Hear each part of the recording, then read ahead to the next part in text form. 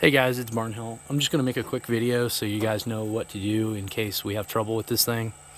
So the first thing and the most critical thing is to always disconnect the two positive. You don't need to disconnect the negatives, only the positives. If you try to disconnect the negatives, they'll be very difficult and you'll fuck up the connectors. Pardon the language. I'm not going to re-record this because we're in a hurry. Sorry about that. Positives, disconnect the positives before you do anything. There's a fuse here to disconnect the batteries, but we also have a main battery disconnect that's labeled as such. So if for whatever reason something screws up and you guys need to go on the generator, you plug the generator in here, right? There's a cable that goes over there, over to that red battery charger. That battery charger has to remain on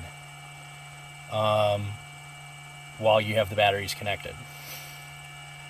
You have to have the batteries connected before you turn on the battery charger, per the instructions. I don't know why. So if you need to go on generator, disconnect the positive PV terminals, turn on the battery charger. There's a power switch on the bottom. Hook up your generator. Test across your string, make sure it's good. And then you're good. Under no circumstances should you have the batteries disconnected when working on this. And I'm just reiterating that. That charge controller, just to simplify things, that charge controller should always be powered on before you disconnect those, before you connect or disconnect those. So the charge controller right here should always be booted up and powered on before connecting or disconnecting the panels, or you will fry the charge controller. Okay. So we've got some labeling here. So this is just a ambient temperature sensor. There is a battery temperature sensor for the charge controller. There's also a battery temperature for the automatic battery charger. This wire is our load from the charge controller.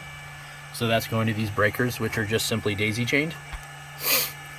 The Netonics is basically doing the brunt of the work. So the light, the fiber jumper right there is actually spliced in and coming all the way from Deerfield. And then the E3, as you can see, Calix E3 eNet 1. And there's Wi-Fi here now too, Unify AP. And then that little black wire is just powering the TP DIN. That allows me to monitor the voltage of the battery bank remotely. DC-DC converter for the DC-DC converter, TP DIN, Netonic switch. The DC-DC converter is converting the voltage for the E3. Got some more labeling up here. Again, connect battery before solar. Bat disconnect. Good stuff. Alright, I hope, and then this is just a voltage monitor probe. That's why I have it labeled in yellow, because it's unfused. And that's going all the way from one end of the string to the other so we can monitor the voltage remotely. Alright.